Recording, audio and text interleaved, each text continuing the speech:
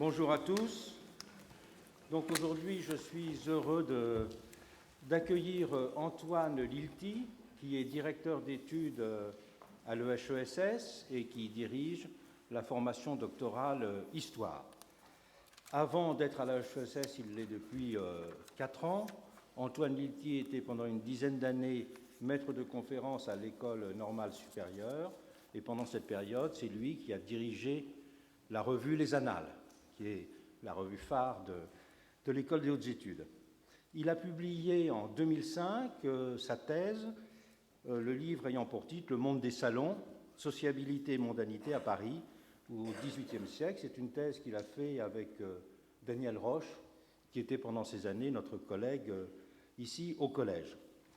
Et la raison pour laquelle je l'ai invité aujourd'hui, c'est qu'il vient de publier, il y a quelques mois chez Fayard, un ouvrage qui a pour titre « Figure publique, les origines de la célébrité, 1750-1850 », qui est un livre qui renouvelle, je crois, très profondément la façon que nous avons de considérer ces questions de la visibilité, ces questions de la célébrité, pour montrer qu'avant même l'âge des débordements médiatiques, l'ensemble des concepts et l'ensemble des problèmes liés à la célébrité dans l'avènement de la modernité sont déjà en place. Il continue à travailler c'est un 18e, donc il continue à travailler à la fois sur la catégorie de lumière comme concept d'époque et aussi, c'est un nouveau champ de recherche pour lui, sur la confrontation des lumières avec les figures de l'altérité non européenne. Pendant ce cours, nous avons passé plusieurs séances à réfléchir sur les liens de la démocratie et de l'impersonnalité, le passage à des formes de personnalisation. Et donc je crois que le regard qu'apporte sur ces questions Antoine Lilti est particulièrement pertinent pour enrichir la réflexion sur cette question-là et en tout cas dialoguer avec les travaux que j'ai essayé de vous présenter. Antoine Lilti, parlant de la célébrité, va montrer des images, bien sûr, et enfin au moins un certain nombre, puisque dès le XVIIIe siècle circulaient des gravures, des petits bustes d'un certain nombre de ces célébrités, qu'il s'agisse de Rousseau, de Benjamin Franklin et de beaucoup d'autres. Et donc, je vais rejoindre le public le temps de son exposé, et je reviendrai discuter avec lui, comme à l'habitude, juste après. Merci encore Antoine Lilti, donc je vous cède la parole pour faire votre exposé et montrer vos images. Merci à vous, Pierre Rosanvallon, pour cette invitation, et bonjour à tous. Comme l'a rappelé Pierre Rosanvallon, j'ai fait ma thèse avec Daniel Roche, et j'ai travaillé beaucoup avec lui, donc c'est une époque où j'ai pas mal fréquenté ces lieux, donc je suis très content d'y revenir aujourd'hui à l'invitation du professeur Rosanvallon. Alors, il faut que je commence par m'expliquer sur le titre que j'ai donné à cet exposé, la souveraineté vulgaire, qui est peut-être moins explicite que le sous-titre, célébrité et popularité. En fait, ce titre, je l'ai emprunté à une poétesse anglaise du XIXe siècle, Elizabeth Barrett Browning, qui désignait par cette formule, plus exactement en anglais, évidemment, vulgar sovereignty, qui désignait la forme spécifique de rapport à l'affection populaire qui était ce rapport de la reine Victoria.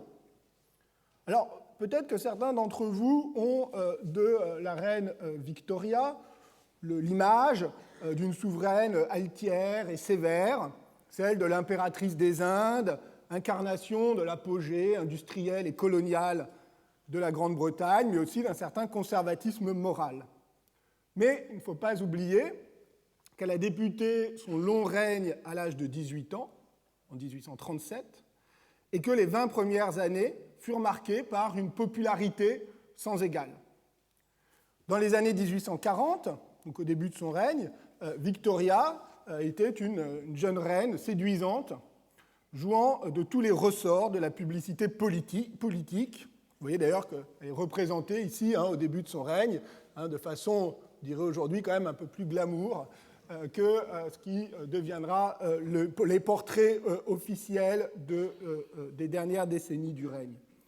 Donc quand je dis qu'elle jouait de tous les ressorts de la publicité politique, c'est qu'elle n'hésitait pas à mettre en scène sa vie familiale, à envahir l'espace des journaux illustrés qui commençaient, notamment dans les années 1840, à paraître, et elle suscitait ainsi la curiosité et l'affection populaire.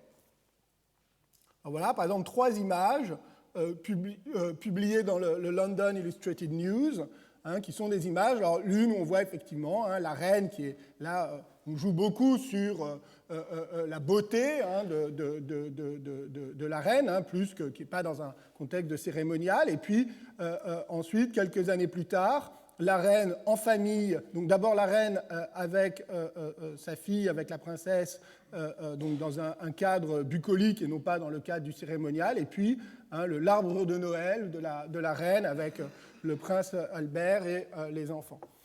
Alors, vous voyez cette mise en scène de la famille royale. Par ailleurs, Victoria a multiplié les visites, les œuvres de charité, les revues militaires, et donc saturé l'espace médiatique, son image étant intensément diffusée dans toute la Grande-Bretagne, sous toute forme de support, portraits, gravures, puis, un peu plus tard, au cours du règne, des photographies. Ce qui est important, c'est qu'évidemment, il y avait de nombreux portraits officiels, mais ces portraits officiels qui étaient eux-mêmes beaucoup reproduits, étaient largement submergés par de nombreuses images officieuses que publiaient tous les imprimeurs anglais et qui jouaient sur le désir du public de contempler l'image de la reine. Et évidemment, cette multiplication de son image, cette présence dans l'espace visuel et dans l'espace journalistique renforçait sa popularité. Si bien que l'historien anglais John Plunkett a pu qualifier, c'est le titre de son livre, Victoria de première souveraine médiatique. Et ce qui est important avec médiatique, c'est notamment sur l'image, la transformation de la propagande, de l'image traditionnelle du souverain contrôlé par le pouvoir politique lui-même, le passage à une image démultipliée sur laquelle le pouvoir lui-même n'a pas nécessairement de contrôle, mais dont il peut bénéficier en termes de visibilité. Et donc c'est justement grâce à cette intense visibilité publique que Victoria réussit à élargir le soutien populaire à la monarchie constitutionnelle. Alors qu'on est dans un contexte, dans les années 1840, où la représentation populaire restait fondée, vous le savez, en Angleterre, sur un principe censitaire assez strict, malgré les progrès qui avaient été faits dans les années 1830.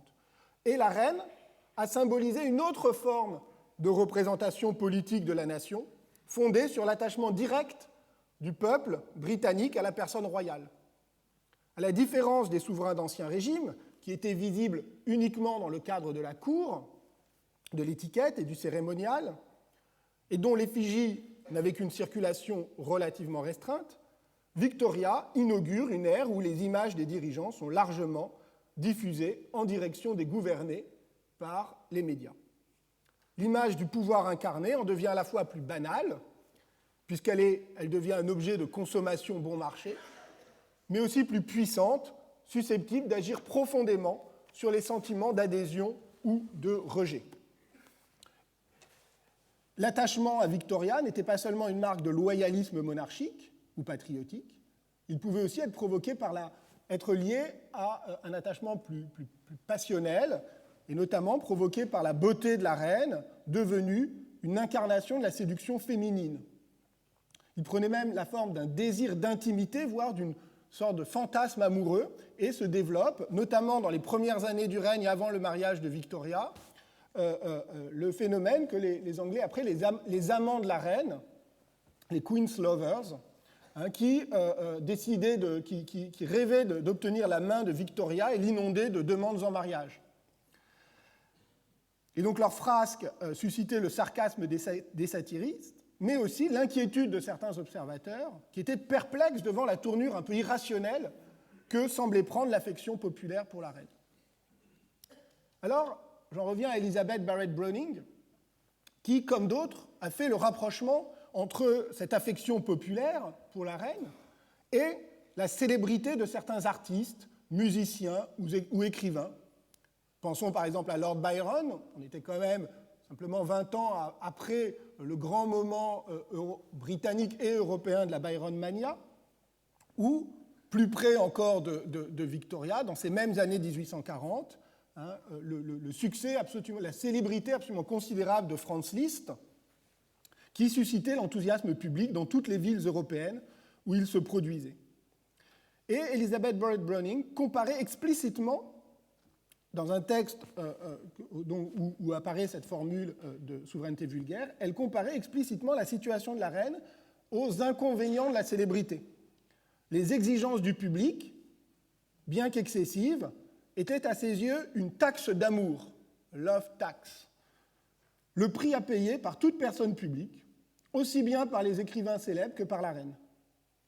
De même que les écrivains n'avaient pas à se plaindre de que l'intérêt suscité par leurs œuvres se déplace sur leur vie privée, c'était le prix à payer pour la célébrité, et bien de même, la reine devait prendre acte de sa popularité et acquitter la taxe d'amour en se conformant aux exigences de la publicité et aux attentes de ses admirateurs. Donc cette célébrité de la reine, je le dis, Elizabeth Barrett Browning l'a désignée par cette expression « vulgar sovereignty ». C'est une formule qui, à mon avis, est d'une grande acuité parce qu'elle saisit parfaitement la transformation de la légitimité monarchique sous l'effet conjugué des mutations médiatiques de la visibilité et des idéaux démocratiques.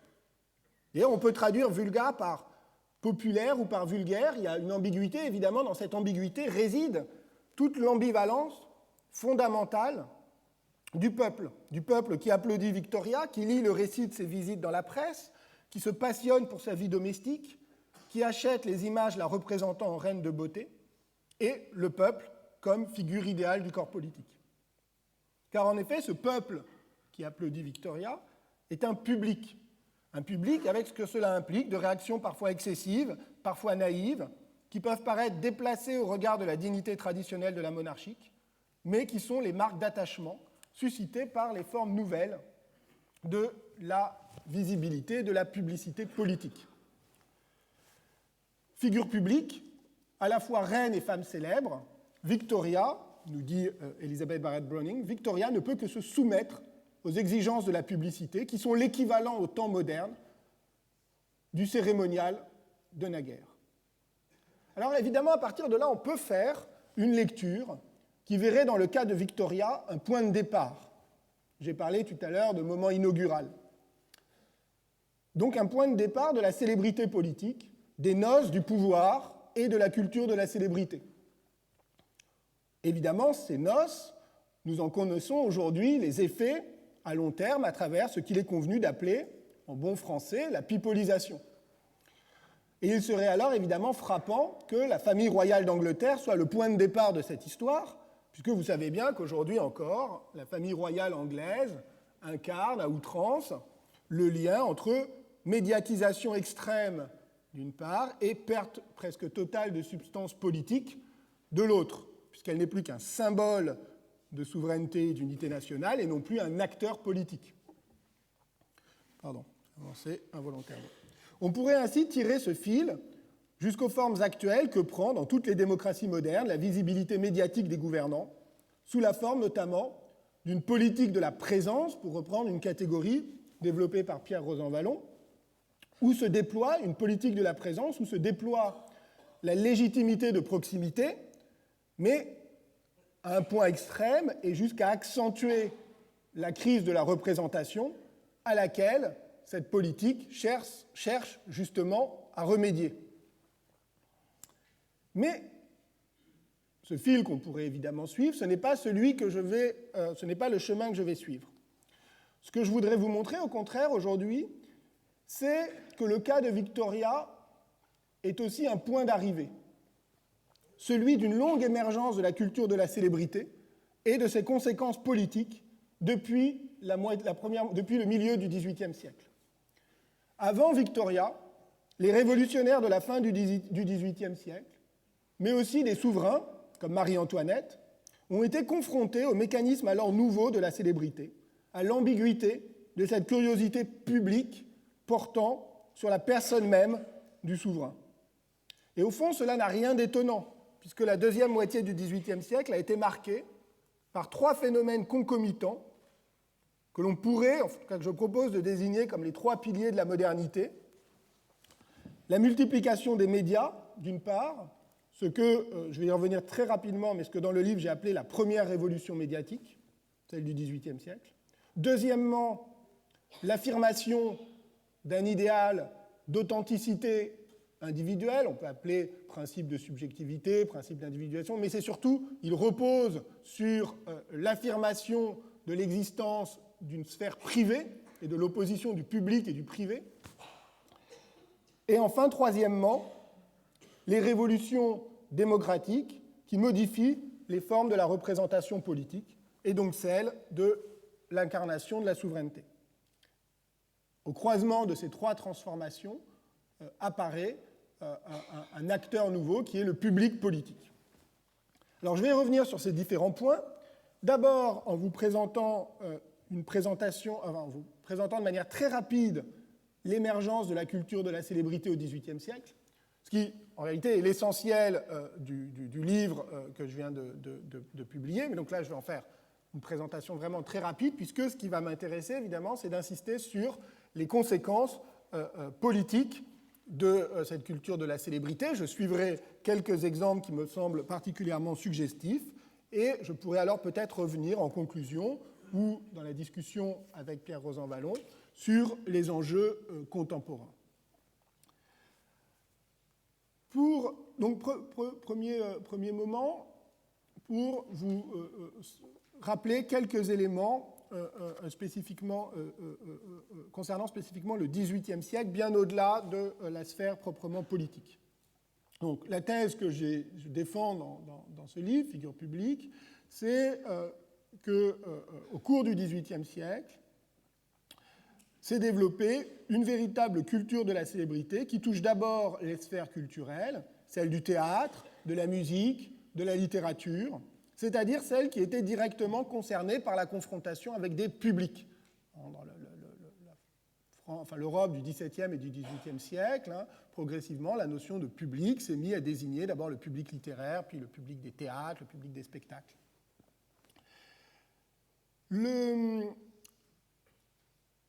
Quand je parle de célébrité, je désigne cette forme de notoriété par laquelle des individus deviennent des figures publiques, c'est-à-dire des personnes dont l'image est largement reproduite dans l'espace public, qui font l'objet de discours et de commentaires dans la presse et dans les conversations ordinaires, et qui suscitent une intense curiosité publique portant sur tous les aspects de leur vie, y compris sur ce qu'on se met à appeler au XVIIIe siècle leur vie privée. Ça, c'est un élément, je vais beaucoup le développer, c'est plus une personne au cœur de la logique de la célébrité, plus une personne devient publique, c'est-à-dire plus elle est connue d'un nombre indifférencié de personnes anonymes, plus cette célébrité fait porter la curiosité de ce public sur la dimension privée de la vie de la personne célèbre. C'est un phénomène européen, cette culture de la célébrité, ou plus exactement un phénomène qui touche les grandes métropoles européennes, d'abord Paris et Londres, qui atteignent toutes les deux le million d'habitants, et dans une moindre mesure, Naples, Venise, Vienne, Berlin. Évidemment, au début du XIXe siècle, les États-Unis connaîtront aussi ce phénomène. Le monde des spectacles est le premier concerné.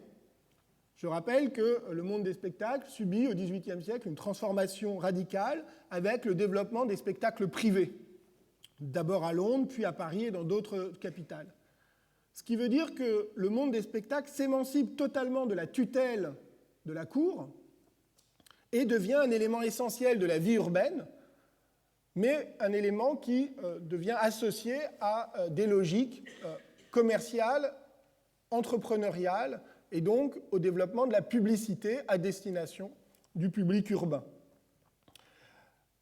Ces phénomènes de publicité, de commercialisation ont notamment pour conséquence de rompre les logiques qui étaient les logiques de troupe. Par exemple, en France, les comédiens du roi, c'était d'abord une troupe où tous les comédiens avaient les mêmes droits, le même statut, et progressivement, on voit apparaître des comédiens ou des acteurs vedettes, terme même de vedette, vous savez, c'est ceux qui sont en gros sur l'affiche, donc ceux qui vont attirer le public, qui sont du coup mieux payés par les entrepreneurs de ces théâtres, avec un véritable marché concurrentiel pour attirer les comédiens les plus célèbres dans des théâtres pour faire venir le public.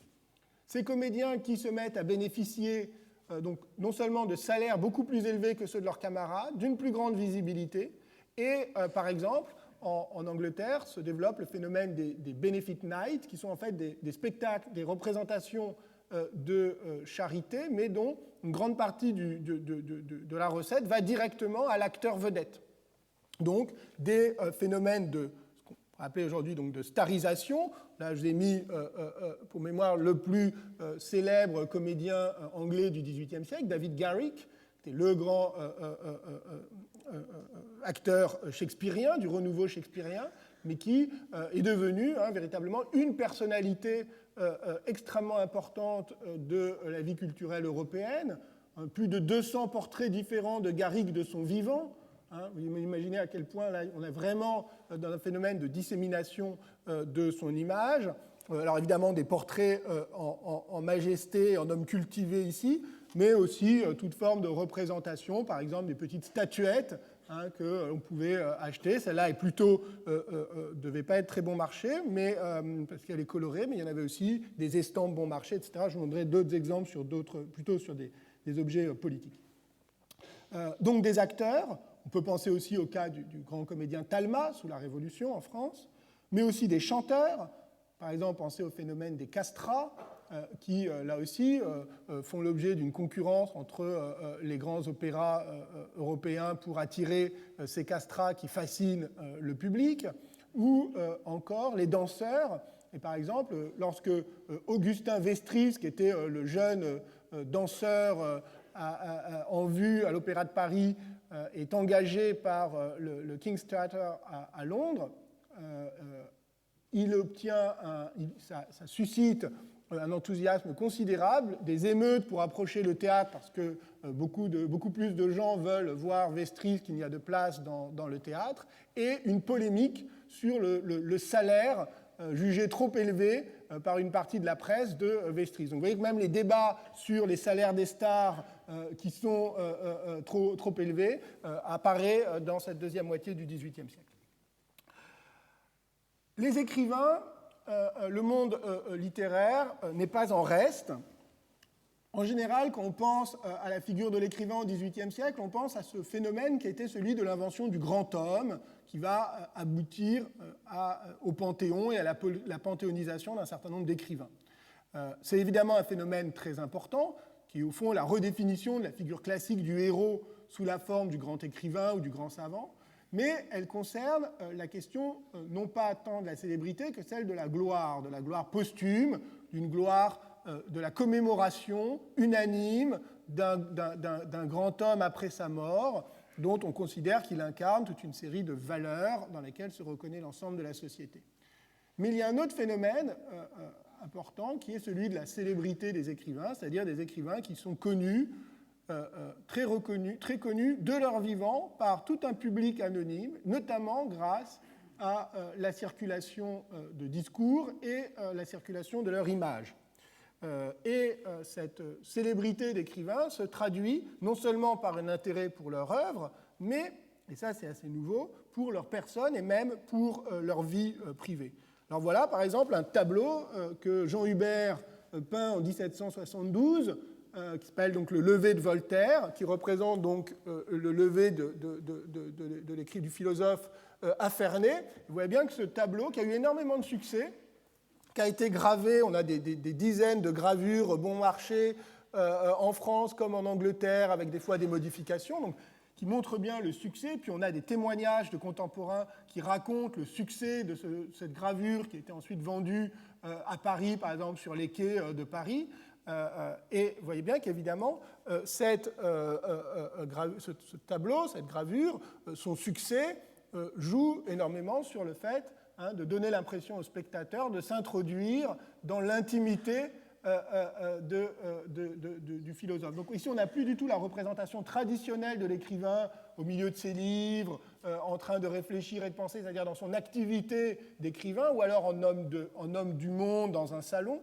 On a au contraire ici un intérêt pour la personne privée, pour l'intimité de l'écrivain. Donc ce qui joue sur cette intimité, c'est évidemment parce que c'est Voltaire qu'on a envie d'avoir son portrait, mais on a envie d'avoir son portrait dans cette impression d'intimité et de proximité. Donc ce jeu, distance-proximité, à la fois Voltaire qui est loin, dont on en a entendu parler mais qu'on ne rencontrera jamais, et en même temps cette fiction d'intimité et de proximité qui est permise par la circulation de l'image, est au cœur de cette nouvelle dynamique. Évidemment, vous imaginez que si aujourd'hui un portrait représentant Patrick Modiano en train d'enfiler son pantalon au moment de sortir de son lit, circuler dans la presse, était reproduit en gravure, etc., on hurlerait au voyeurisme contemporain, à la vulgarité de la société du spectacle, etc.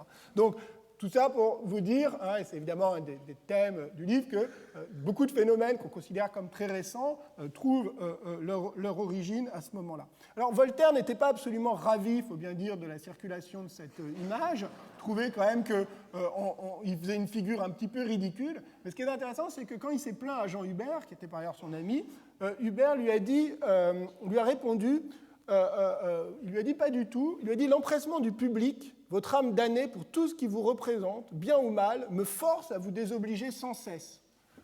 J'entretiens son idolâtrie par mes images et mon voltairisme est incurable. Et il ajoute, je sais exactement la dose de ridicule qui est nécessaire à votre célébrité. Alors, vous voyez, si je voulais continuer sur les anachronismes volontaires, je dirais que je joue ici le rôle de spin doctor de Voltaire, de chargé de communication. Il lui dit: vous n'avez rien compris, vous êtes encore sur le modèle de l'écrivain traditionnel et de la gloire de l'écrivain. Aujourd'hui, la célébrité doit s'entretenir justement par des images tout à fait différentes, par justement une dose. Vous voyez, la gloire est entièrement du côté de l'admiration. En revanche, la célébrité se nourrit aussi d'une forme de ridicule qui humanise, qui rapproche l'homme célèbre de son public. C'est-à-dire, c'est ce rapport, là encore, à la proximité. Bon, on pourrait continuer longtemps sur Voltaire. Cet intérêt pour la vie privée des écrivains, j'en donne, mais je ne vais pas développer parce que je voudrais avancer très rapidement un exemple qui est Buffon. Donc, voilà, donc le grand savant, le grand naturaliste. Là encore, son image est multipliée, mais on a aussi là, non pas simplement des images, vous voyez des vies privées du comte de Buffon, qui est publié juste au moment de la mort de Buffon, par Aude, qui était son ancien secrétaire, et donc qui pouvait se targuer effectivement d'une connaissance intime et personnelle de Buffon. Et cette vie privée, contrairement à ce que l'historiographie raconte parfois, n'est pas du tout critique, polémique. Au contraire, c'est une sorte d'hommage à Buffon, même si Aude raconte toute une série de secrets de la vie intime et d'ailleurs aussi de la vie amoureuse de Buffon. Je vais pas commenter ça, mais j'avais mis 2 extraits. En tout cas, juste, vous voyez la première phrase, c'est de sa vie privée seulement que j'ose ici vous occuper. Dès qu'il prendra la plume, je me retirerai modestement, mais j'attendrai en silence sa sortie du cabinet pour observer ce que va dire et faire avec ses amis, ses parents, son procureur, son curé, l'homme qui vient d'embrasser la généralité des êtres, etc. Et vous voyez sur la toute dernière phrase, la deuxième citation, ces anecdotes piquantes sur la vie privée de Buffon intéressent ceux qui s'intéressent aux hommes lorsqu'ils ont atteint un degré de célébrité qui fixe les regards de l'Europe. Là encore, la célébrité, c'est à la fois la curiosité et le regard. Donc vous voyez, la célébrité de Voltaire et Buffon est différente de la gloire des hommes illustres du passé ou encore du mécanisme traditionnel de la réputation, par exemple au sein de la République des lettres. Donc j'ai opposé, j'ai essayé de construire dans le livre ce triptyque, gloire, réputation et célébrité. La célébrité étant la forme nouvelle que prend la notoriété au XVIIIe siècle, permise par la révolution médiatique. Cette révolution médiatique, cette multiplication de la presse, de l'imprimé, des pamphlets, des images, des gravures, elle a une conséquence très importante parce que auparavant, le fonctionnement de la société notamment des réputations, des notoriétés, reposaient essentiellement sur des interactions en face à face entre contemporains. Or, progressivement, cette société du face à face, ces interactions en face à face sont concurrencées et remplacées par des interactions médiatiques, c'est-à-dire des interactions où le public est confronté à l'image et au nom de contemporains qu'il ne rencontrera jamais ou généralement pas en chair et en os, mais dont il connaît beaucoup de choses. D'ailleurs, c'est ce qui explique qu'encore aujourd'hui, l'expérience de rencontrer dans la rue une célébrité, quelqu'un avec qui vous n'avez eu que des interactions médiatiques, c'est-à-dire que vous connaissez par le journal, par la télévision, etc., provoque toujours, quel que soit en réalité votre réel intérêt ou curiosité pour cette célébrité, un phénomène, l'impression de vivre une expérience un peu étrange, parce que tout d'un coup, l'interaction de face à face vient court-circuiter ces interactions médiatiques qui sont celles avec lesquelles, qui sont les relations que nous avons avec les figures publiques. Un dernier point sur ces généralités, ces mécanismes de la célébrité ont suscité l'attention au XVIIIe siècle. Le mot, dans le sens que j'utilise depuis maintenant 20 minutes, apparaît à ce moment-là, au XVIIIe siècle, et devient, aussi bien en français qu'en anglais, et devient d'un usage fréquent. Les moralistes, comme Duclos, Mercier, Chamfort, s'efforcent de le définir. Chamfort, par exemple, a cette belle définition, la célébrité est l'avantage d'être connu des gens qui ne vous connaissent pas, qui insiste bien sur cette asymétrie de l'interaction médiatique. Il a aussi une phrase plus cynique, mais qui résume bien un discours qui commence à émerger à ce moment-là. La célébrité est le châtiment du mérite et la punition du talent. La célébrité apparaît comme un phénomène ambivalent, à la fois méprisé et craint, mais aussi désiré. Et alors, je ne vais pas développer ce point aujourd'hui, mais dans le livre, j'ai développé tout un chapitre sur le cas de Jean-Jacques Rousseau, parce que Jean-Jacques Rousseau est à la fois un personnage extrêmement célèbre au XVIIIe siècle, un des écrivains les plus célèbres dans toute l'Europe, et en même temps, il va développer, à partir des années 1760, aussi bien dans ses écrits autobiographiques que dans sa correspondance, toute une réflexion sur la célébrité, une réflexion qui est totalement structurée, organisée par ce qui apparaît comme une forme de paranoïa, mais cette impression donc d'être la victime d'un complot universel du public. Mais évidemment, en réalité, ce que j'essaie de décrire, c'est que ce qu'on appelle traditionnellement sa paranoïa, c'est d'abord une réaction très vive, très violente à ce phénomène de la célébrité, c'est-à-dire la manière de vivre cette nouvelle expérience, de voir circuler dans l'espace public toute une série de discours et d'images comme une malédiction, un fardeau, une véritable aliénation. Jean-Jacques Rousseau n'a pas supporté d'être réduit à un personnage public que chacun pouvait inventer à sa guise et d'être en permanence au cœur de l'attention publique. Et c'est cette tension entre le sentiment qu'il avait de lui-même et ce personnage public qu'il est devenu qui structure toute une partie de sa réflexion dans les 15 dernières années de sa vie. Vous voyez par exemple cette citation, parmi mes contemporains, il est peu d'hommes dont le nom soit plus connu dans l'Europe et dont l'individu soit plus ignoré.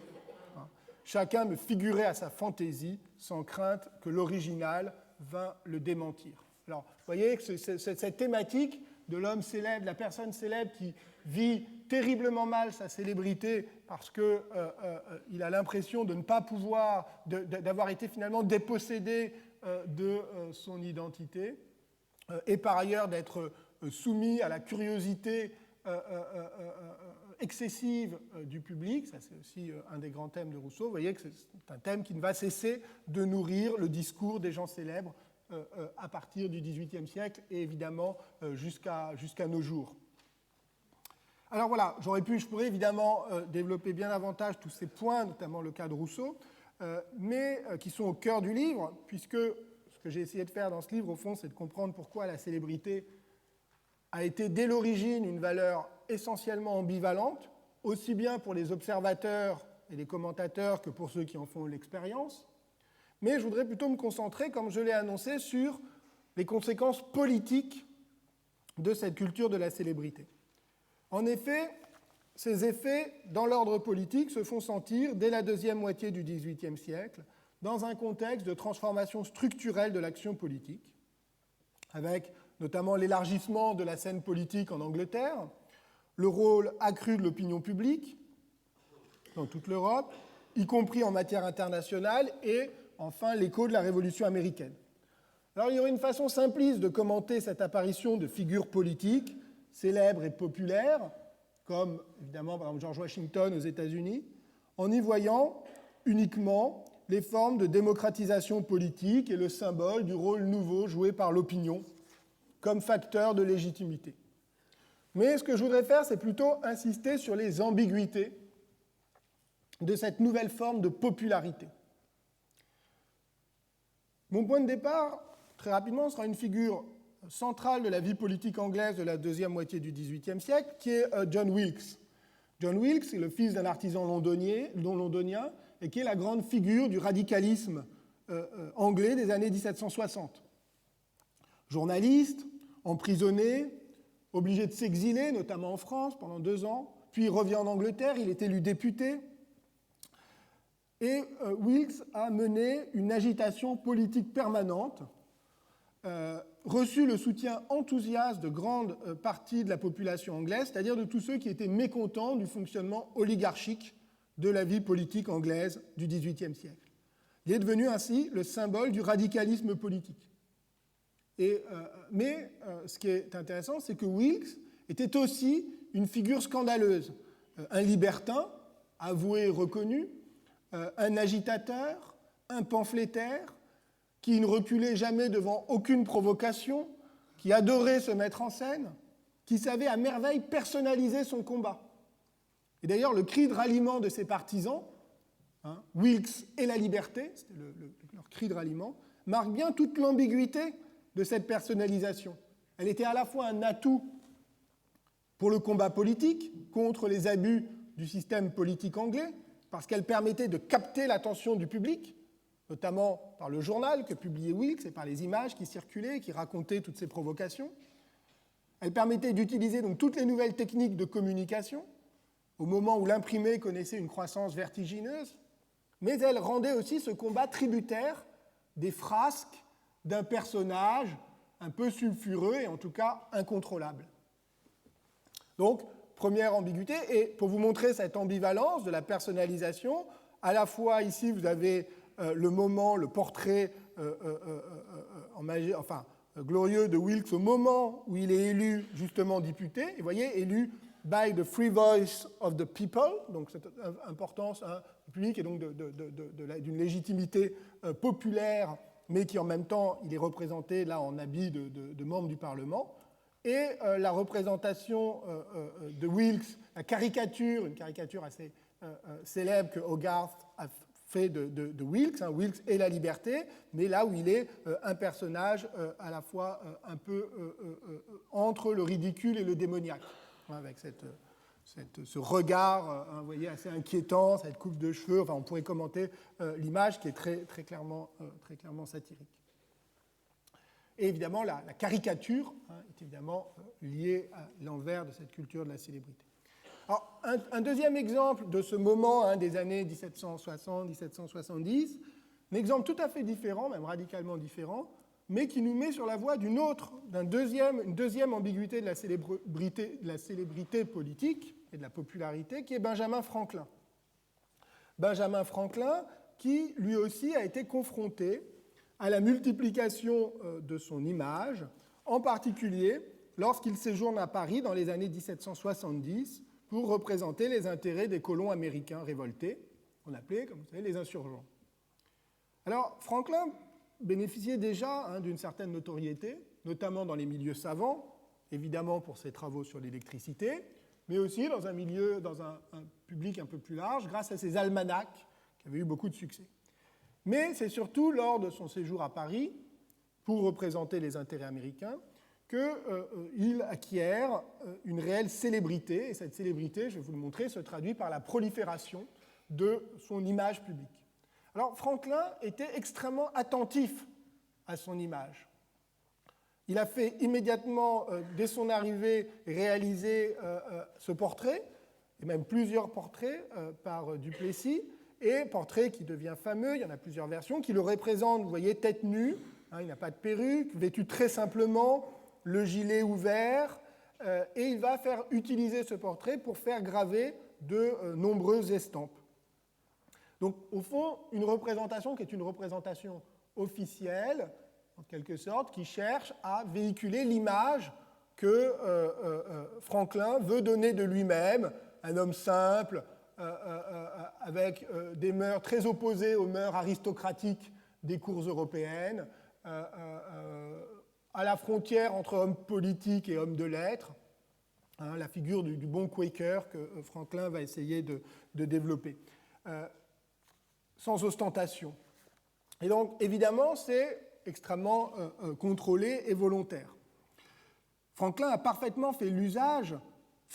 compris l'usage politique qu'il pouvait faire de sa célébrité au service de la cause américaine, en jouant de l'engouement suscité autour de sa personne, d'abord dans la bonne société qu'il fréquente, mais aussi plus largement dans le public parisien et français. Et il est effectivement frappant de voir que son visage devient un véritable motif iconographique à la mode, que l'on retrouve sur de très nombreux supports, d'abord donc plus ou moins contrôlés par Franklin, et puis qui progressivement sont pris dans les logiques proprement commerciales de la circulation de l'image. Par exemple, tous les imprimeurs parisiens qui font copier, pirater, en fait, ce sont des images, des portraits pirates plus ou moins ressemblant de Franklin. Au cabinet des estampes de la Bibliothèque nationale, on a plusieurs dizaines d'images, de portraits, de gravures de Franklin, toutes différentes qui circulaient dans le Paris des années 1770, évidemment toutes pirates. Alors voilà, par exemple, une d'entre elles, mais aussi donc, de manière, alors pour un public évidemment plus riche, donc le buste de Houdon fait par Houdon qui a été copié en plâtre de très nombreux exemplaires, des médaillons de terre cuite comme celui-ci, qui représente là aussi Franklin, vous voyez, Benjamin Franklin américain, mais aussi des tasses. Il était tasses de porcelaine de Sèvres. Il était tout à fait possible de boire son thé dans un mug avec la figure de Franklin. Alors voilà, donc pour vous en montrer d'autres, on a alors vraiment, il y a une iconographie de Franklin sur des cartes à jouer, sur des tapisseries. Enfin, c'est véritablement une prolifération de son image.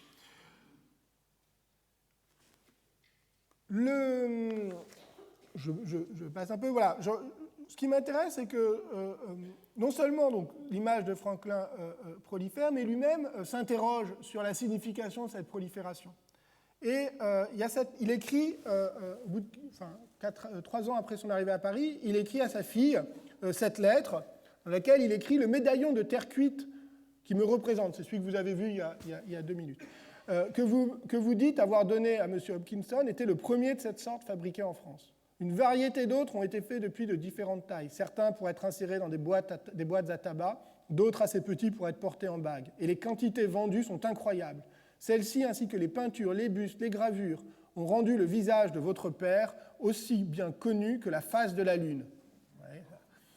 Si bien qu'il n'oserait pas faire quelque chose qui l'obligerait à fuir, car sa physionomie le ferait reconnaître n'importe où dès qu'il s'aventurerait à se montrer. Alors, évidemment, il écrit ça en 1779. Nous, quand nous lisons ça, nous pensons à un autre homme politique qui a essayé de s'enfuir et dont le visage, aussi connu, lui aussi peut-être que la face de la Lune, l'a fait reconnaître.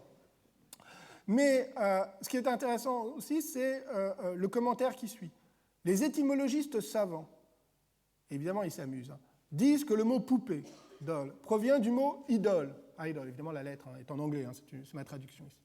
Il a été fait maintenant un si grand nombre de poupées de lui qu'on peut vraiment dire en ce sens qu'il est idolâtré, idolized, il dit en anglais, dans ce pays. Alors, c'est intéressant parce que elle insiste à la fois sur la diffusion massive des portraits de leurs copies et sur le fait que sa diffusion échappe à son modèle. Il y a même cette inquiétude. Il ne s'agit plus ou plus seulement de propagande politique par l'image, comme avec les portraits royaux qui visaient à représenter le pouvoir, mais d'une nouvelle culture urbaine où les images des personnes célèbres sont avidement recherchées et deviennent des objets de consommation. En proposant son étymologie fantaisiste qui associe l'idole à un jouet d'enfant à forme humaine, la poupée doll, Franklin s'amuse, mais il met en évidence le désir du public qui transforme l'image d'un individu en un objet multipliable et donc en un jouet doll, la poupée. Il laisse planer une certaine ambiguïté. Est-ce que cette multiplication de son image est un honneur qui le flatte ou une menace qui l'inquiète? Et le propos n'est pas isolé. Il fait écho à certains critiques des contemporains qui étaient inquiets de voir les portraits de contemporains, les portraits d'hommes, d'écrivains ou d'hommes politiques, ravalés au rang de jouets ou de bibelots. Quelques mois auparavant, les Mémoires secrets écrivaient « La mode est aujourd'hui d'avoir une gravure de M. Franklin sur sa cheminée ». Alors c'est une citation, au début, une parenthèse, je ne l'ai pas trouvée directement dans les Mémoires secrets, pourtant je fréquente souvent, mais dans un article consacré justement, dans un catalogue d'exposition consacré à l'image de Franklin. Et l'article insistait sur le fait que, justement, Franklin, que ça montrait bien, effectivement, cette multiplication des images de Franklin et le succès de l'action politique de Franklin, de son contrôle des images, de sa capacité, justement, à maîtriser la propagande politique. Et de fait, il n'y a aucun doute, comme je vous l'ai dit, que Franklin était très conscient et cherchait à utiliser cette puissance des images et de sa représentation. Mais la citation s'arrêtait là. Donc, j'ai fait ce que doit faire quand on fait son travail, c'est-à-dire que je tournais l'original pour voir le contexte de cette citation. Et c'est assez intéressant parce que, en fait, les Mémoires secrets, donc Mémoires secrets, c'est les non-18e-istes, c'est une source importante de la vie culturelle et politique. C'était d'abord des mémoires à la main, c'est-à-dire des nouvelles manuscrites qui circulaient dans Paris, qui ensuite ont été imprimées et qui racontaient, en fait, qui donnaient des nouvelles et souvent des potins à la fois de la vie culturelle, littéraire et politique parisienne. Et alors quand on lit la citation, on a donc bien « La mode est aujourd'hui d'avoir une gravure de M. Franklin sur sa cheminée ». La mode, hein, le terme, on est bien du côté de la mode plutôt que du côté de l'enthousiasme politique. Et la suite est celle-ci. Comme on avait autrefois un pantin, et le portrait de ce grave personnage est tourné en dérision, à peu près comme celui du futile colifichet qui servait de joujou il y a 30 ans. Vous voyez que ce n'est plus tout à fait la même chose. Hein. On est passé de la mode, mais qu'on pouvait lire comme un phénomène d'enthousiasme politique, à la dérision et à la transformation de l'image de Franklin en joujou.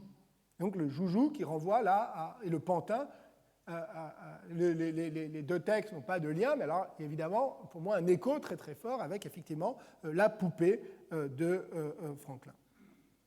La plupart des études sur l'iconographie de Franklin voient dans la diffusion de ses portraits, je l'ai dit, donc un signe d'une parfaite maîtrise de la communication politique. Mais il est frappant de voir que Franklin et ses contemporains avaient, eux, conscience que la frontière était beaucoup plus fragile qui séparait l'image à la mode et le joujou, tout comme l'idole du public et la poupée des enfants. La célébrité est à la fois, en même temps, un objet de fascination et de dérision.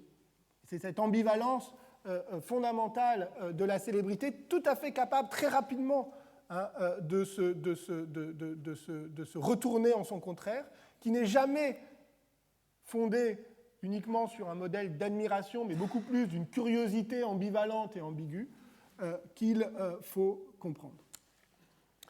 Avec John Wilkes et Benjamin Franklin, nous avons deux figures nouvelles projetées sur la scène politique. Figure nouvelle au sens d'un côté un journaliste pamphlétaire, de l'autre côté un imprimeur venu des marges complètes du monde européen, un imprimeur devenu savant, et qui, l'un et l'autre, Wilkes et Franklin, sont devenus des acteurs révolutionnaires avec, comme vous le savez, des bonheurs et des résultats différents. Donc des figures nouvelles de l'action politique dans le monde du XVIIIe siècle, dans le monde traditionnel des cours. Mais les souverains traditionnels n'étaient pas eux-mêmes à l'abri de cette transformation de la vie politique, de cette médiatisation accrue des figures du pouvoir. Presque un siècle avant la reine Victoria, Marie-Antoinette fut, elle aussi, une princesse confrontée à cette nouvelle visibilité politique, à la différence que pour sa part, elle n'a pas réussi, comme le fera Victoria, à mobiliser cette souveraineté vulgaire. Alors, quelques mots sur Marie-Antoinette. Ces dernières décennies, les historiens ont beaucoup insisté sur les pamphlets contre la reine. Ces pamphlets contre la reine scélérate, c'est le titre d'un beau livre de Chantal Thomas, mais pensez aussi à tous les travaux qui vous sont peut-être familiers de Robert Darnton, par exemple, historien américain, sur justement tous les pamphlets politico-pornographiques qui auraient, selon lui, désacralisé progressivement la monarchie. L'historiographie, à mon avis, est allée beaucoup trop loin dans cette voie, parce qu'en réalité, maintenant il y a d'autres travaux sur lesquels on peut s'appuyer, puis quand on regarde de très près, on s'aperçoit que quasiment jusqu'à la veille de la Révolution, et en tout cas jusqu'au milieu des années 1780, Marie-Antoinette était très populaire. Elle suscitait l'enthousiasme des jeunes nobles par son souhait de rompre avec les formalités de l'étiquette qui apparaissaient comme totalement désuètes dans le Paris de la fin du XVIIIe siècle. Elle allait beaucoup à Paris, assister à des spectacles à Paris, ce qu'évidemment les souverains précédents et la reine précédente n'avaient pas fait, sous un incognito, mais évidemment qui était purement fictif. Et elle était à chacune de ses sorties au théâtre ou à l'opéra, elle était acclamée par le public parisien qui était ravi de voir une jeune et séduisante souveraine sortir de Versailles.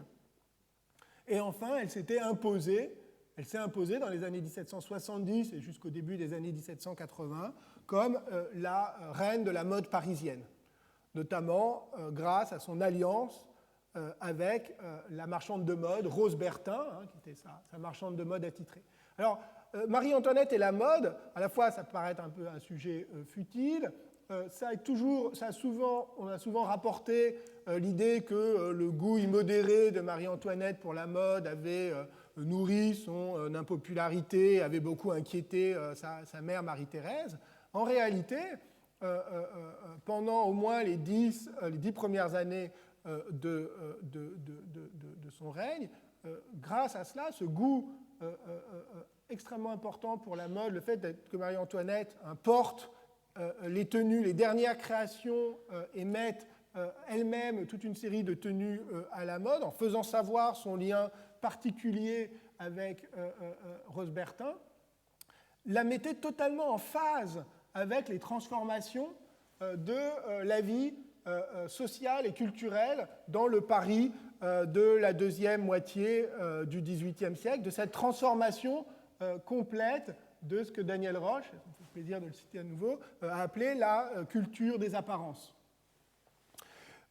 Transformation complète qui était liée donc à cette culture commerciale du XVIIIe siècle, cet engouement extrêmement important pour la mode et les mécanismes d'imitation. Il y a un livre récent, enfin l'an dernier, d'une historienne américaine, Clark Croston, qui a bien montré cette importance du prestige et de la fascination acquise par la reine au début de son règne grâce à cette importance de la mode. Donc une princesse et une jeune reine qui est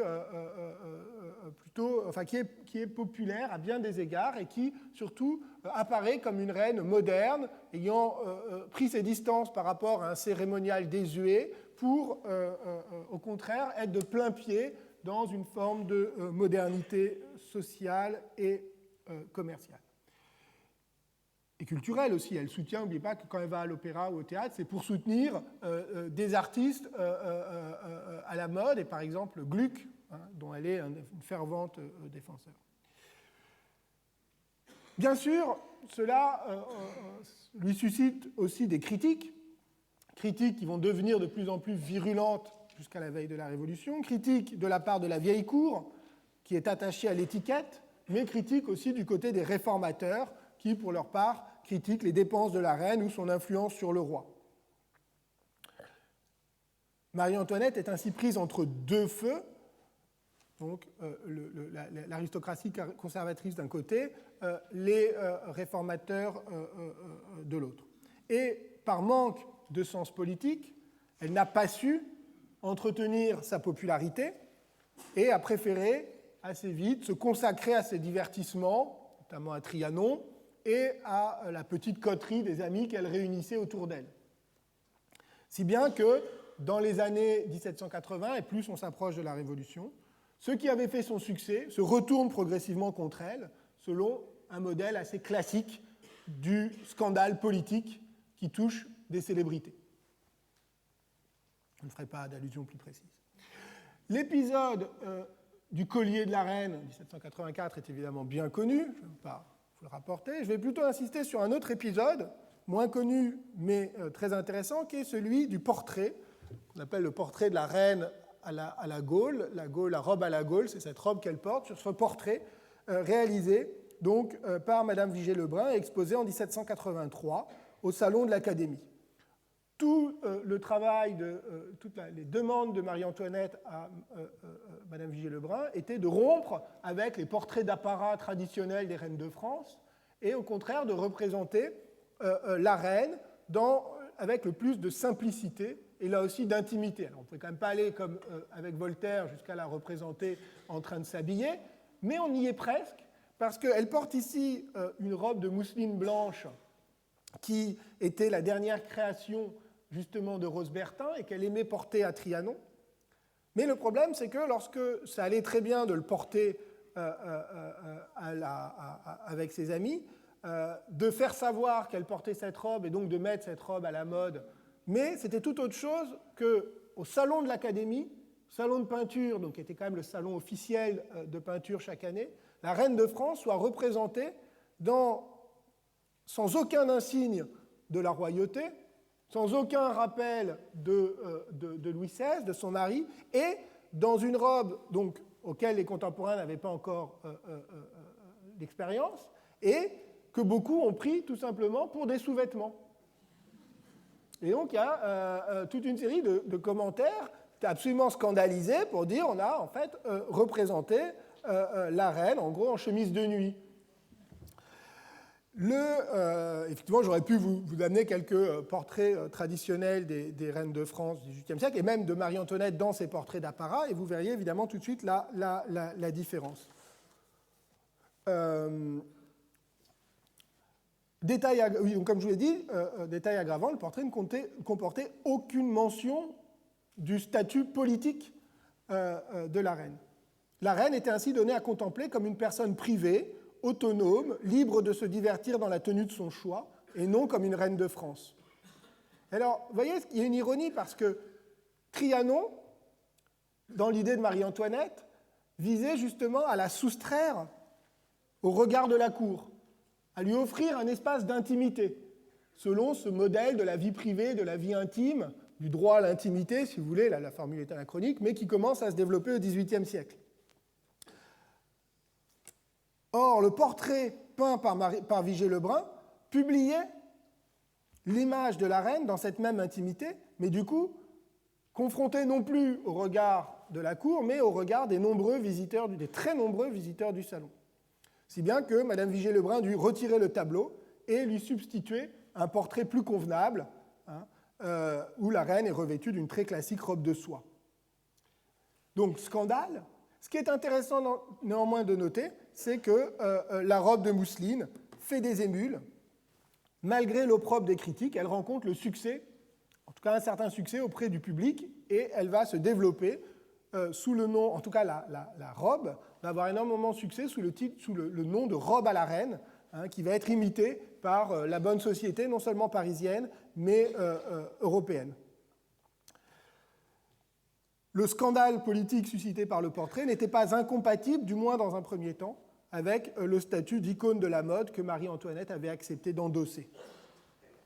La mode n'était pas seulement vestimentaire, c'était tout un style de vie, un idéal de simplicité, une priorité donnée à la sensibilité sur les contraintes sociales qui était affirmée dans ce tableau.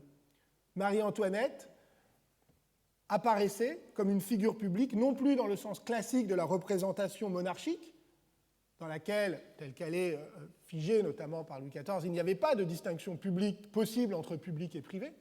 Le roi était entièrement dans la représentation publique. Elle devient ici une figure publique sous le sens nouveau, qui est celui défini par la culture de la célébrité, une personne dont la singularité est l'objet des regards et des commentaires du public.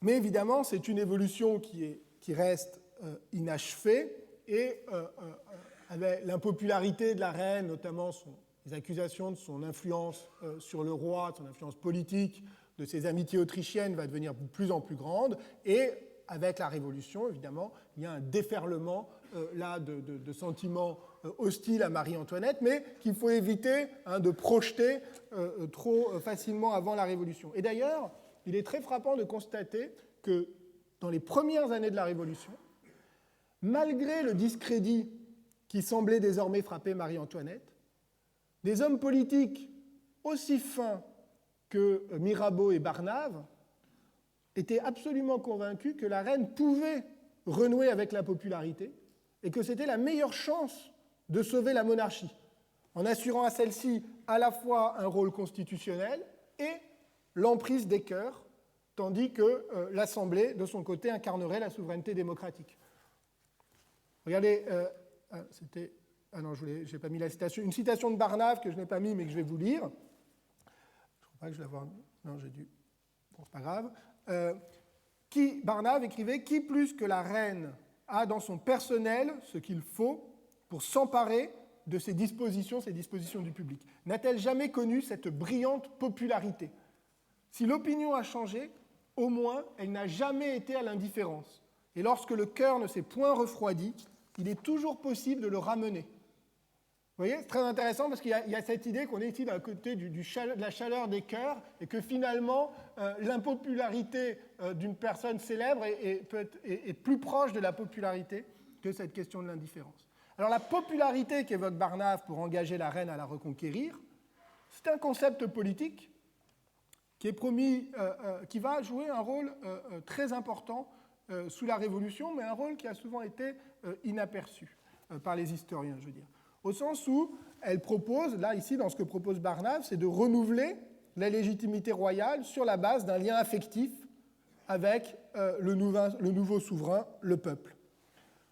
Un ressort politique qui, parce qu'il est fondé sur la sensibilité, sur un attachement affectif, semble à Barnave particulièrement propre à être activé par une femme, à condition que celle-ci, c'est la seule chose qu'il lui demande, manifeste un attachement inconditionnel à la Révolution. Et vous savez bien que c'est ce que Marie-Antoinette va refuser de faire. Le reste, disait Barnave, est affaire de politique, ou plus exactement de publicité. Il écrivait « On fera tout pour ramener les cœurs à elle ». Alors donc, Marie-Antoinette, en raison de son hostilité à la Révolution et de son manque total de sens politique, n'a pas su saisir cette possibilité. Mais la notion de popularité qu'utilise Barnave était, il ne l'utilise pas pour rien, elle était un enjeu important pour les révolutionnaires. Je rappelle qu'au XVIIIe siècle, encore, le terme désignait le caractère populaire d'un individu ou d'un goût. Ça a été, être populaire, c'est aimer le peuple, et non pas être aimé par le peuple. C'est affecter, par exemple, de parler comme le peuple.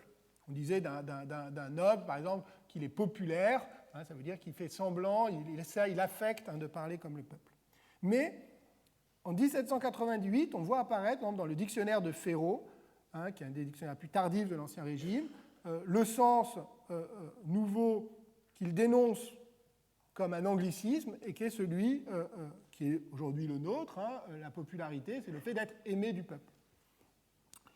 Et c'est cet usage qui va s'imposer pendant la Révolution. On parle de la popularité de Mirabeau ou de Lafayette, en général pour s'inquiéter des risques qu'elle recèle. Ou encore, à l'inverse, Madame de Staël, fille de Necker, reproche à Mirabeau de s'être acharné à dépopulariser son père. Néologisme intéressant. Et quant à Robespierre, il reproche à ses adversaires de chercher la popularité en flattant le peuple, et prend ses distances vis-à-vis de cette recherche de la popularité. La popularité des chefs révolutionnaires, prise dans le jeu politique, devient un enjeu important, mais la notion leur reste un peu mystérieuse. L'Ami des Patriotes, un journal révolutionnaire rédigé par un avocat patriote modéré, lui-même député aux États généraux, consacre un grand article à cette question difficile. Qu'est-ce que la popularité? Alors, vous avez mis la citation. L'article définit d'abord la popularité par la faveur publique. C'est ce qui précède la citation que vous avez ici.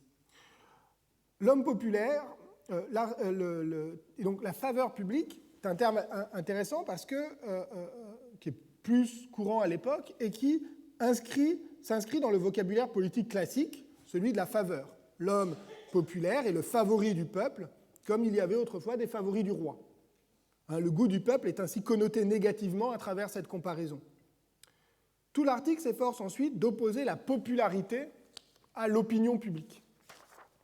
D'un côté, avec la popularité, on a l'excès des passions, voire la manipulation des opinions, qui relève d'engouements collectifs à la fois soudains et éphémères, alors que l'opinion publique, elle, qui est appelée aussi estime publique, repose sur un jugement rationnel et durable.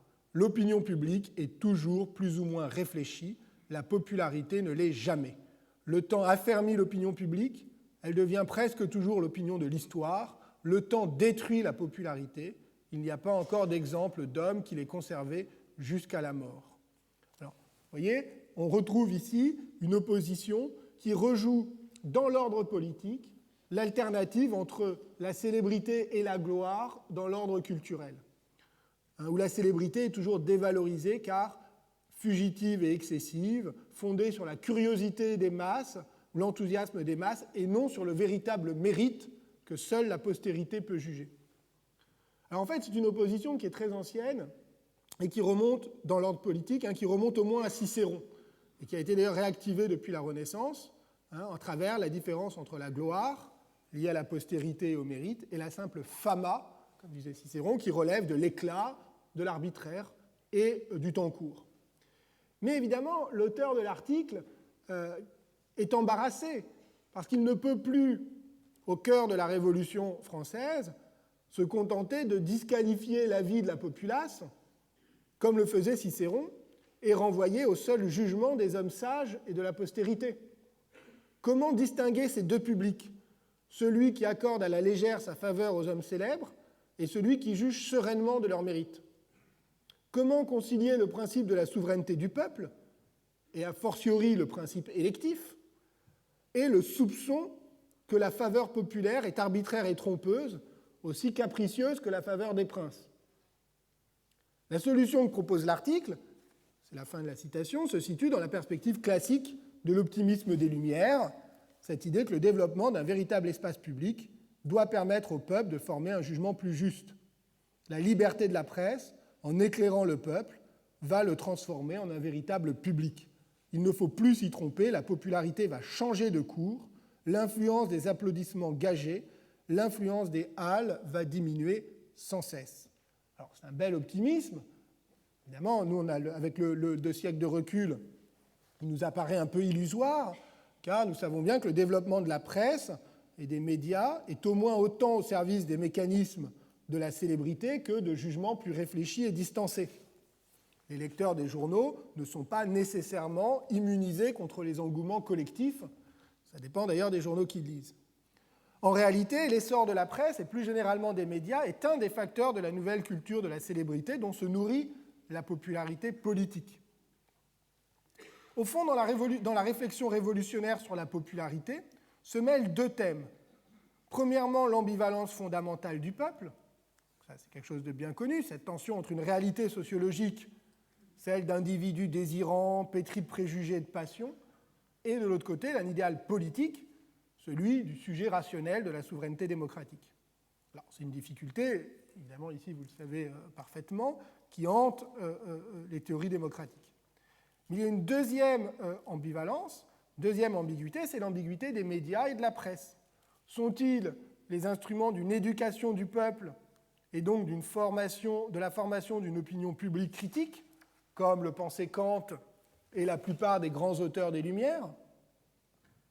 Pensez à Condorcet, pour prendre un contemporain exact. Ou sont-ils, au contraire, les vecteurs d'une culture de la célébrité, les instruments de propagande au service de la popularité individuelle? Si quelqu'un, dans les premières années de la Révolution, a parfaitement incarné ces contradictions de la popularité révolutionnaire, c'est Mirabeau. Celui-ci, il faut le rappeler, n'est pas un inconnu en 1789. C'était déjà une célébrité scandaleuse et littéraire, un noble déclassé qui avait défrayé la chronique des mœurs et qui était l'auteur de plusieurs ouvrages libertins et de pamphlets politiques. La Révolution lui a donné l'occasion de transformer cette célébrité scandaleuse en popularité politique. Comme François Furet l'avait bien vu, Mirabeau est le premier à comprendre la Révolution, à en tirer tout le parti et à en proposer une incarnation. Encore faut-il préciser que cette extraordinaire capacité d'incarnation se déploie sous deux formes. D'une part, Mirabeau réussit à incarner le principe de la souveraineté populaire, grâce notamment, évidemment, à son fameux mot au marquis de Drebrézé sur la volonté du peuple et la force des baïonnettes, puis grâce à son éloquence politique, qui fait de lui l'orateur le plus prolifique et le plus influent de la Constituante. Mais il incarne aussi la Révolution d'une autre manière. Il l'incarne par sa puissance théâtrale, par son sens extrême de la mise en scène, par sa capacité à jouer sans cesse de la célébrité. Mirabeau est un acteur. Il est un acteur toujours en représentation. Il répète ses discours devant un miroir en scandant son nom. Il joue de son physique pour impressionner ses adversaires et pour fasciner le public. Cette théâtralité, on en a des dizaines de témoignages. Malheureusement, évidemment, les historiens de la Révolution française rarement trouvé qu'il s'agissait d'un objet suffisamment légitime, alors que c'est évidemment absolument fascinant.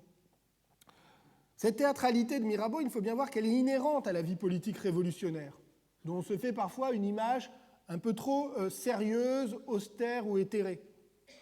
N'oubliez pas que les spectateurs à l'Assemblée les spectateurs étaient extrêmement présents et ils n'étaient pas du tout silencieux comme le public aujourd'hui de l'Assemblée nationale.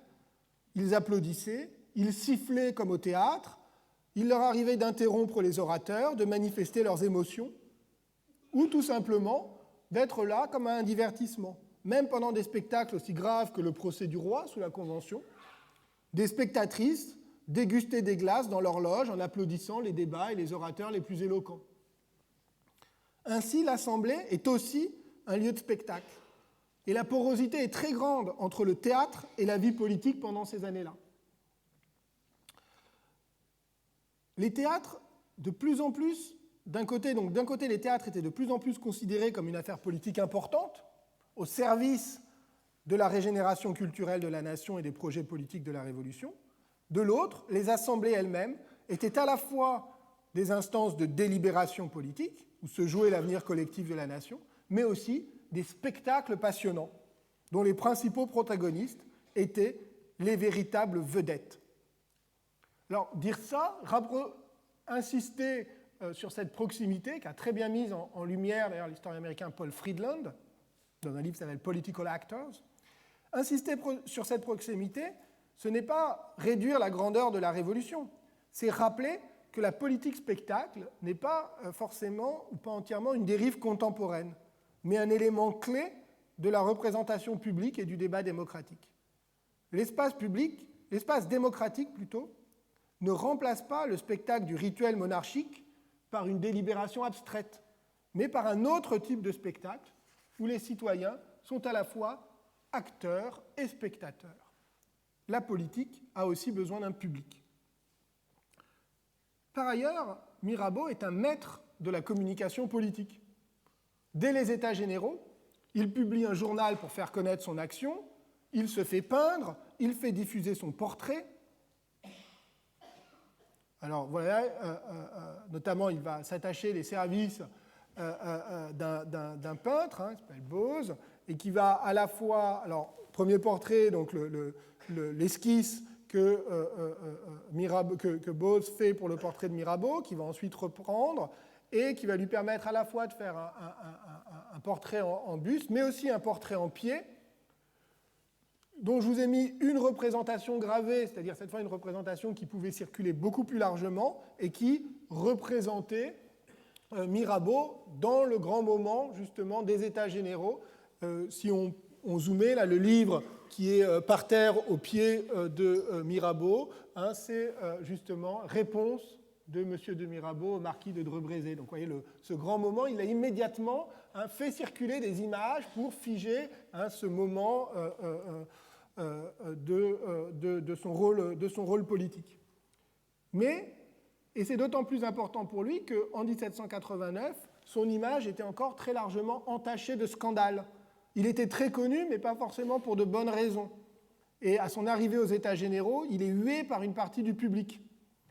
Comme écrivit plus tard son ami Étienne Dumont, à son arrivée aux États généraux, l'insulte et le mépris lui montrèrent quelle célébrité était la sienne. Vous voyez, cette célébrité, cette ambivalence de la célébrité. On peut être aussi célèbre comme figure scandaleuse.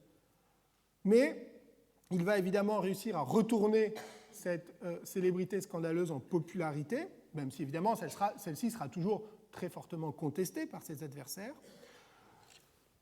Le personnage public fasciné, y compris sa vie privée et ses liaisons amoureuses. On publiera sous la Révolution, sans énormément de succès, les lettres de Mirabeau à sa maîtresse. Là, de ce point de vue-là, l'affichage, vous savez qu'en fait, l'affichage de la vie privée des figures politiques, contrairement à ce qu'on pourrait croire, était beaucoup plus important à l'époque et dans une partie du XIXe siècle qu'aujourd'hui, tout simplement puisqu'il y avait très peu de lois qui les réprimaient. Sa maladie, par exemple, fut commentée au jour le jour et ses médecins devaient publier plusieurs fois par jour un bulletin de santé qui a été repris dans les journaux et dans lequel on retrouvait d'ailleurs un mélange de théâtralité et de communication. Talleyrand disait avec ironie « il a dramatisé sa mort ». C'est un assez beau mot. Et finalement, cette mort, le 2 avril 1991, suscite une émotion considérable qui allait au-delà du simple événement politique. Je n'ai pas le temps de commenter aujourd'hui, que je commente assez longuement dans le livre. Comme vous le savez, la popularité de Mirabeau ne résistera pas longtemps après sa mort, puisque les révélations sur ses liens avec le roi, 1 an et demi plus tard, vont totalement modifier son image publique et conduire à sa dépanthéonisation. Et vous voyez, on retrouve ici les limites de la célébrité.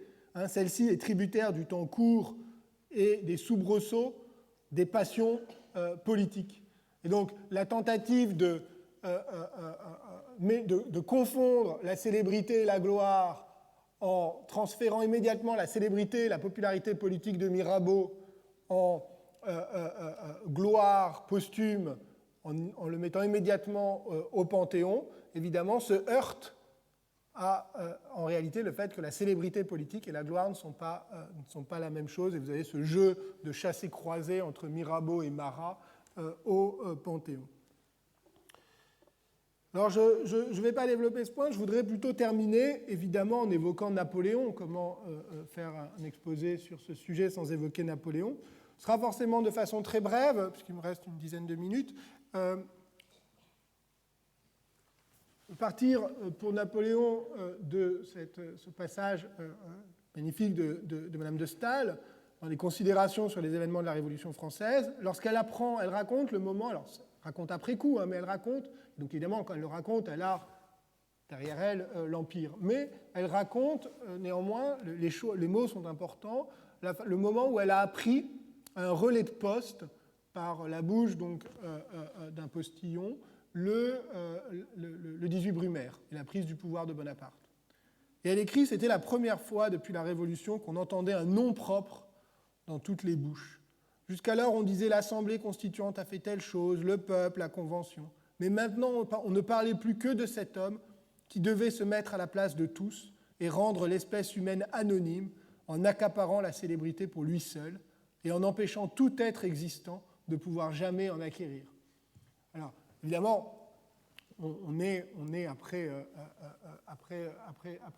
l'Empire, mais justement, c'est très frappant que Madame de Staël n'utilise pas le terme de gloire auquel on a souvent associé Napoléon, cette idée que Napoléon aurait, à la fin du siècle des Lumières, réactivé l'idéal de la gloire militaire qui avait été tant contesté, aurait au fond été incarner la fusion du principe démocratique, ou en tout cas du principe méritocratique nouveau et du principe traditionnel de la gloire héroïque. Il y a du vrai là-dedans. Mais Madame de Staël utilise un autre mot, elle est celui de la célébrité, ce spectre d'une tyrannie de la célébrité, d'un monopole complet de la célébrité. Et de fait, il y a deux façons de regarder la célébrité de Bonaparte. On peut la regarder justement au moment du 18 Brumaire, et dans ce cas-là, on insiste sur la façon dont Bonaparte a su parfaitement orchestrer sa célébrité militaire lors des dernières années du Directoire pour accéder au pouvoir. La célébrité comme instrument de légitimité pour un homme neuf. Mais au fond, si la grande célébrité de Bonaparte est indéniable, il est difficile de distinguer précisément le rôle qu'elle joue dans son succès politique en Brumaire, car beaucoup d'autres facteurs directement politiques ont joué, comme vous le savez bien. Et par ailleurs, il est difficile de la distinguer de la gloire militaire, qui est un ressort un peu différent.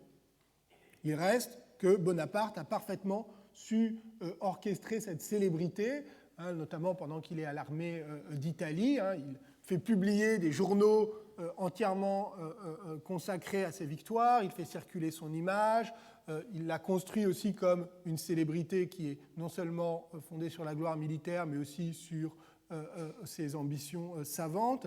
Mais en tout cas, il a su construire un principe très personnel du pouvoir, une sorte de fusion du principe monarchique traditionnel de l'incarnation du pouvoir et du principe nouveau de la célébrité médiatique.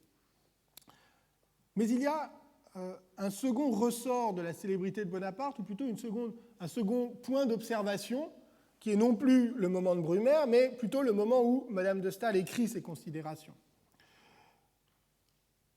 qui est celui du Bonaparte déchu et de sa reconquête posthume de l'opinion. Et le texte fascinant et décisif dans cette optique, c'est le mémorial de Sainte-Hélène. Du mémorial de Sainte-Hélène, que je vais très très vite, là, en manque de temps, mais je développe un peu longuement dans le livre, on a souvent retenu les récits de bataille et l'idée d'un texte de propagande bonapartiste, et donc d'un texte qui justement aurait construit la légende glorieuse et héroïque de Napoléon. Tout est défendant l'idée d'un programme politique du bonapartisme libéral. C'est vrai, mais il y a une autre dimension dans le texte, très efficace et très puissante, qui a beaucoup plus rarement été commentée, c'est le fait que le texte présente la vie quotidienne de l'empereur déchu à travers le regard empathique de Lascaz.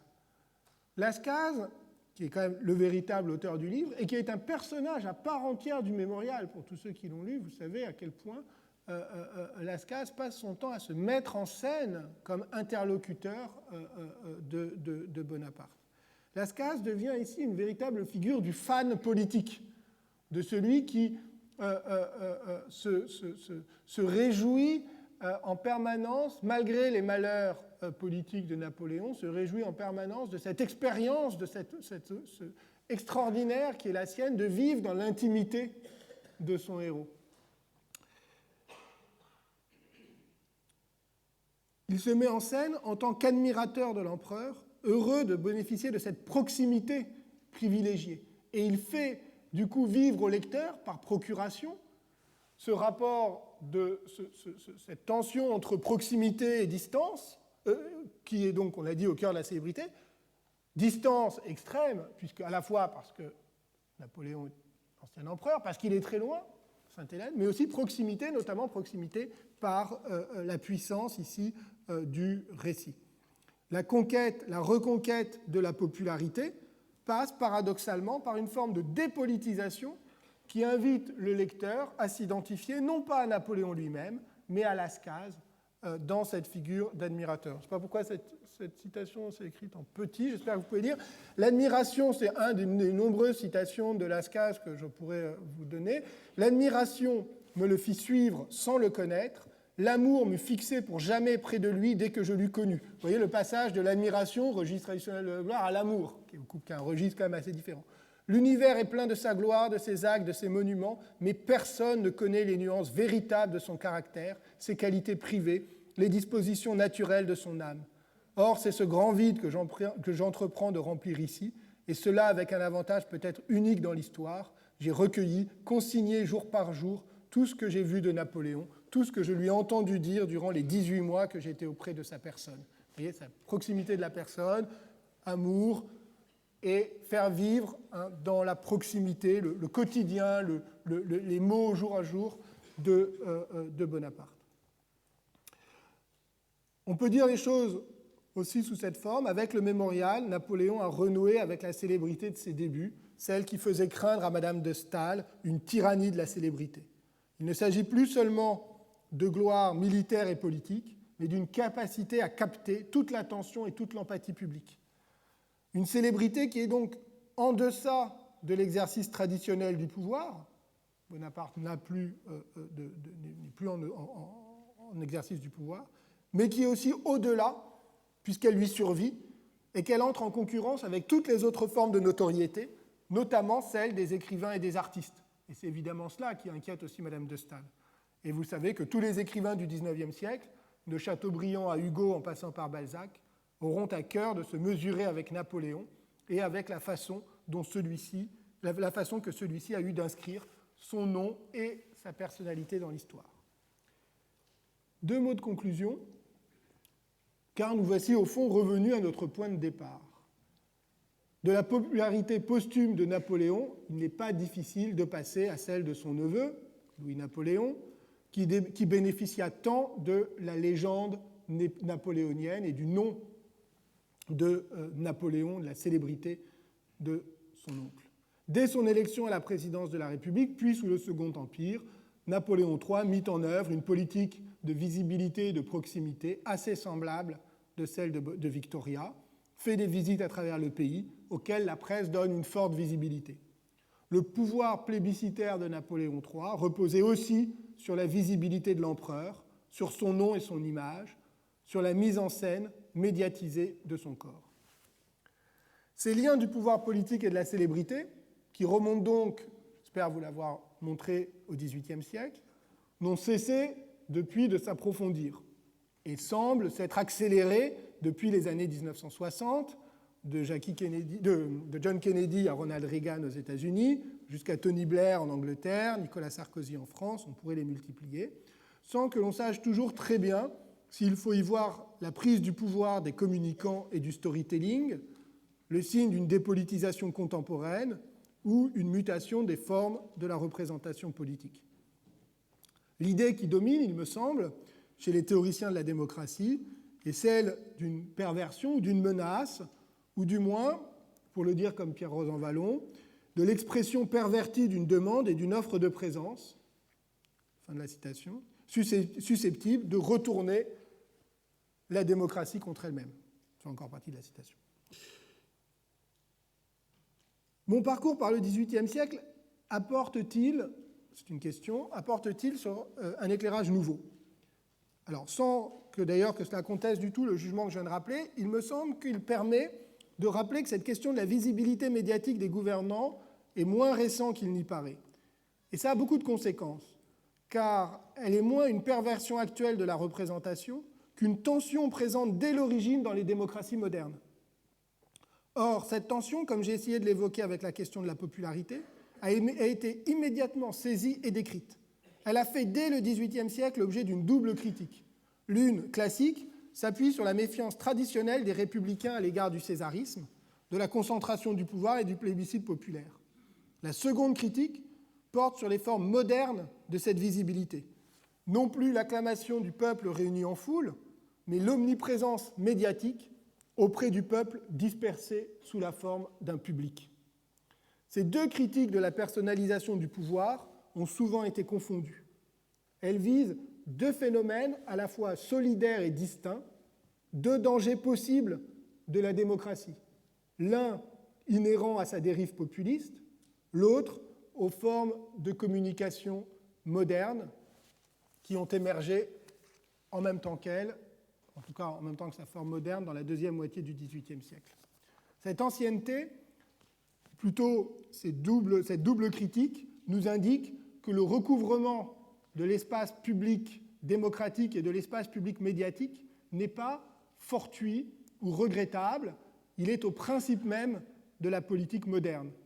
Un des points de recoupement est justement cette notion de popularité qui a tant intrigué les acteurs révolutionnaires et qui, curieusement, il me semble, a peu fait l'objet, j'étais assez frappé là-dessus, d'une réflexion systématique du côté de la théorie politique. Aujourd'hui, elle est d'abord essentiellement un outil, notamment de l'analyse sondagière, de l'analyse de l'opinion politique, c'est les courbes de popularité, mais comme outil pour penser ce recouvrement de l'espace public démocratique et de l'espace public médiatique, il me semble qu'il resterait un travail proprement, qui n'est pas du tout celui que moi je suis en mesure de faire, mais un travail proprement théorique et analytique à mener. Je vous remercie.